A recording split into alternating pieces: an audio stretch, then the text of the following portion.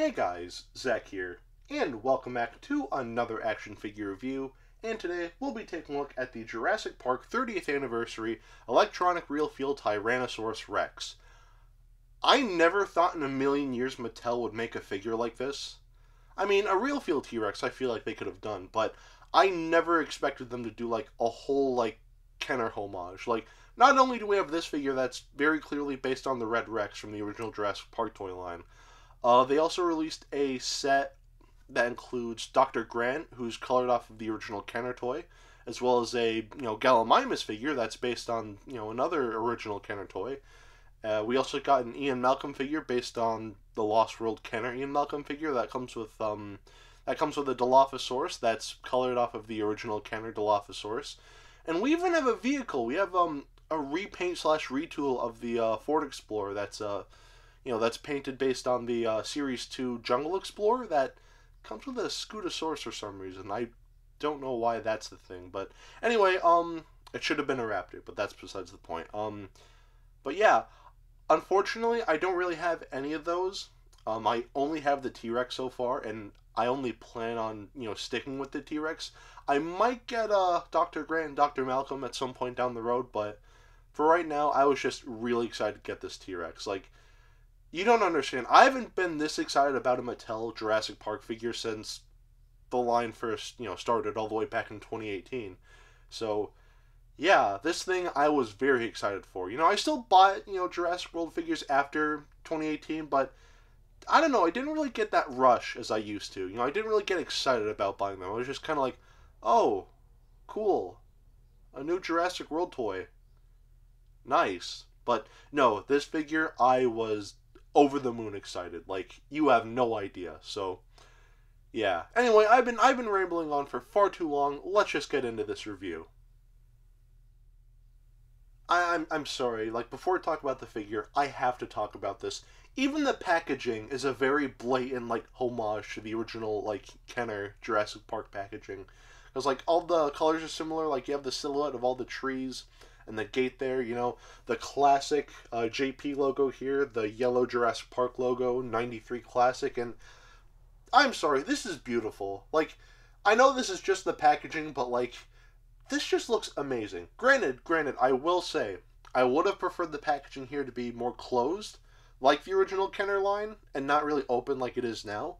But regardless, like, this still looks absolutely beautiful, and I love it to death. And since we're talking about the packaging, I gotta show the back, because the back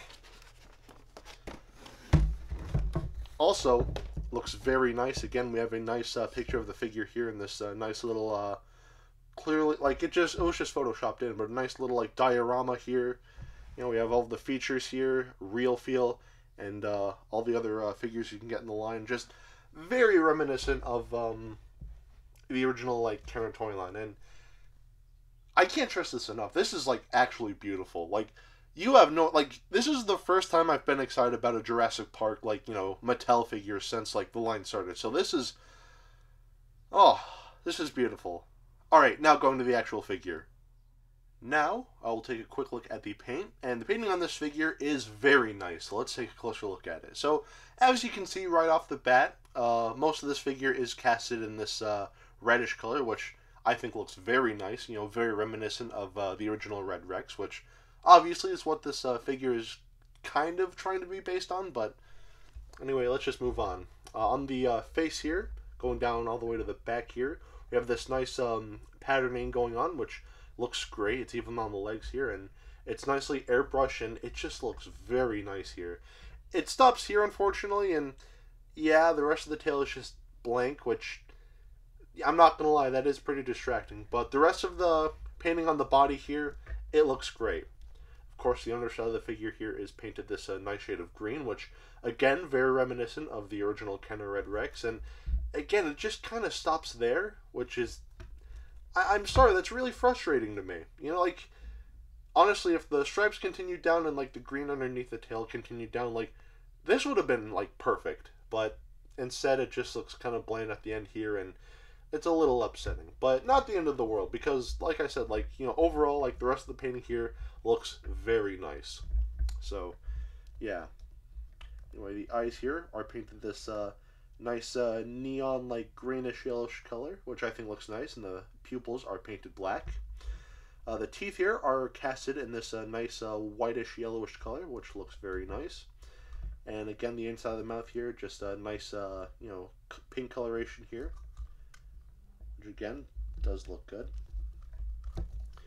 Unfortunately, the fingernails aren't painted, but to be fair, the original Red Rex didn't have painted fingernails either, so I can give this a slide. Anyway, the toenails here I painted black, which look nice for the most part. They do kind of bleed onto the toe itself, but it's very minor, not the end of the world. And lastly, something I want to point out, the dew claw here isn't painted, and this is such a minor thing, I know, but even the Red Rex had a painted dew claw, so the fact that this isn't painted, not the end of the world, but this is one of those things where it's like, okay, they could have painted that, but they didn't.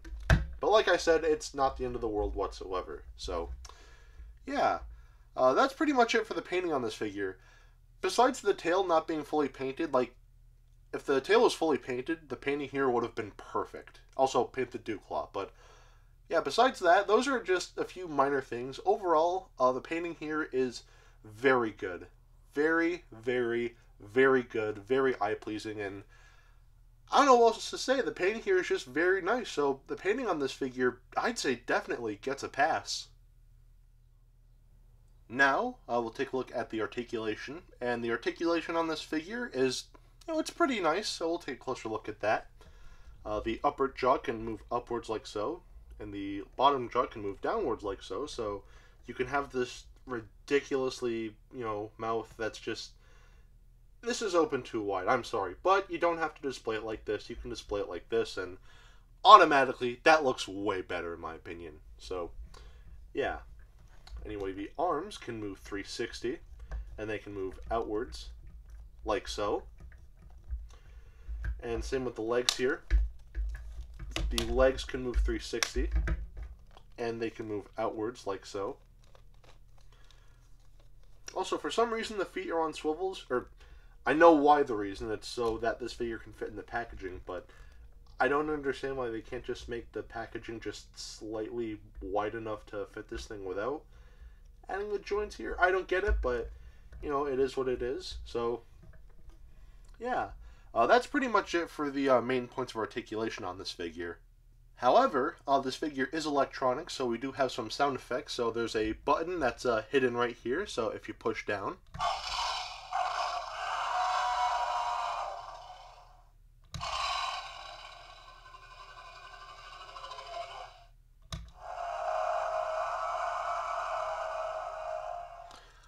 I'll be honest and say I'm not a big fan of that roar. Like, I don't like how deep it was. It didn't really sound that good in my opinion.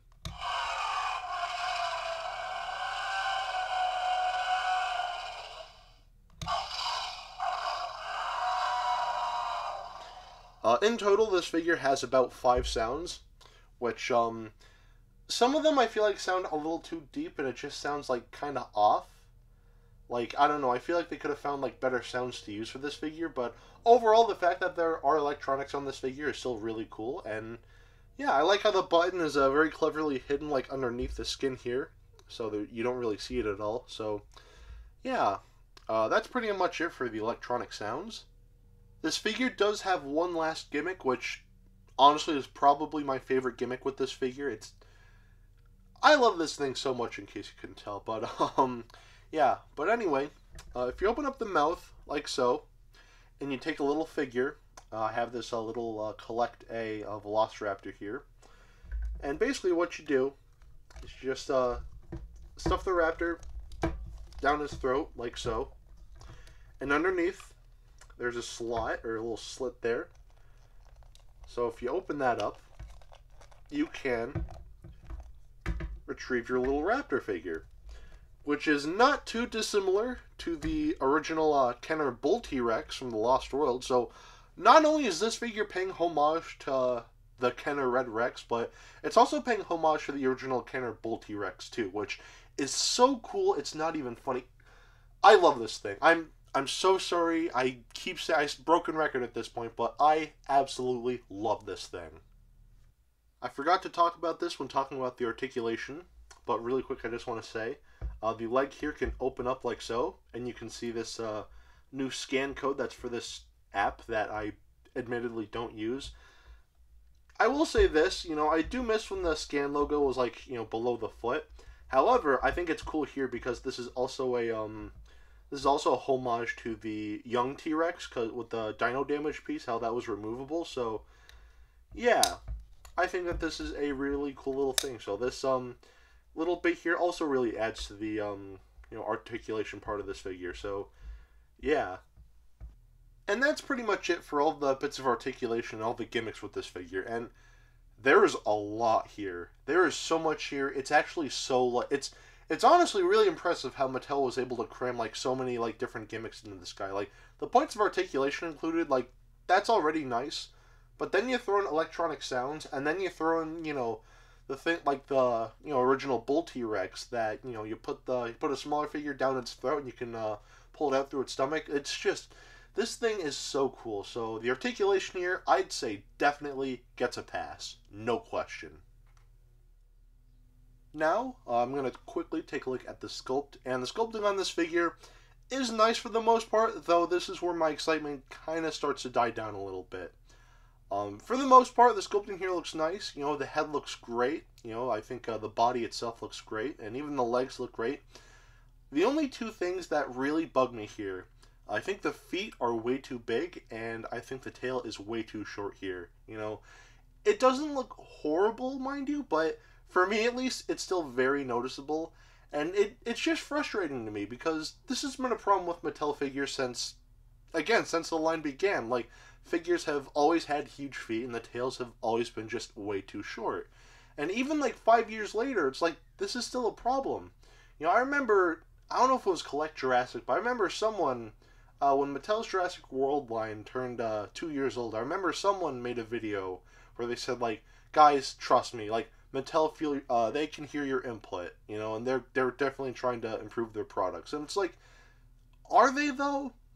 Like, the big feet and short tails has been a problem since, like, 2018, since the line began, and we're still seeing this, and it's just so frustrating to me, And like I said, it doesn't look horrible here, but still, I just don't understand. Just give us, like, smaller feet with, like, longer tails. Like, that's why dinosaurs had tails. Like, they used their tails for balance. So, give us, like, longer tails so that way these figures can properly stand. It's just, I don't get it. It's frustrating, but besides that, the sculpting here, I think still looks very nice. So, yeah, the sculpting on this figure, I'd say gets 3/4 of a pass. Also, one more thing I want to point out that's kind of annoying. The mouth, unfortunately, can't really close all the way.